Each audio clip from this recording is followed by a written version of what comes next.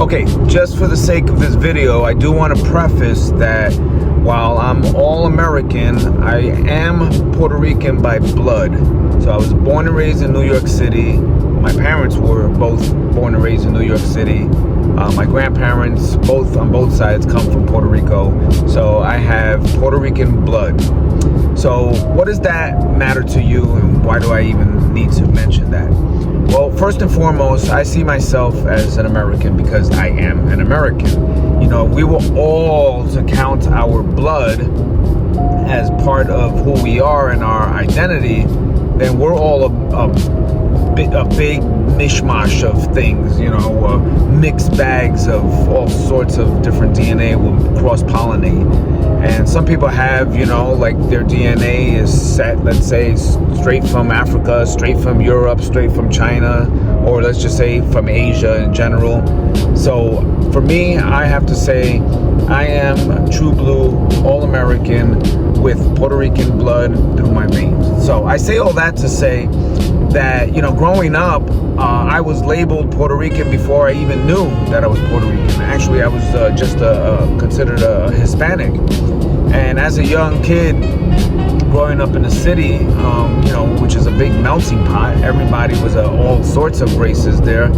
I didn't really look at race. And to be honest with you, although my parents did speak Spanish every now and then, they never really spoke it to me, you know, other than, you know, curse words. But it was not my primary language, and it's still not my primary language at all. I currently am learning Spanish, you know, at 55 years old, but I'm learning it because I want to, not because I have to, and not because it has anything to do with my heritage.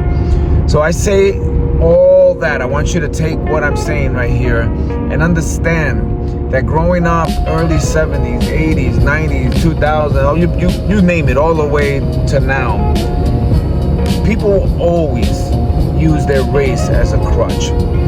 Now, I had some hard times in my life, and I definitely had to work like an animal to just get whatever it is that I needed in life. I earned everything that I got in life, and it had nothing to do with my race. And while yes, if there are people who seem or seemed, past tense, to be racist in my life back then, I really kind of chalk all that up into classism, because I do believe there is such thing as classism, because race is really, you know, we're in 2026, race is really not a thing at all. And you know what? And even if people are still ignorant and are considered quote unquote racist because of their dumb ignorance, well, that can be squelched and that can be fixed very easily. Again, you can fix ignorance, you know, that's just basically lack of knowledge. Now, if somebody actually physically, literally wants to grow up racist wholeheartedly, and if you're going through hardcore, literal, physical racism right now in this culture, in this day and age, 2026, man, there must be something wrong with you.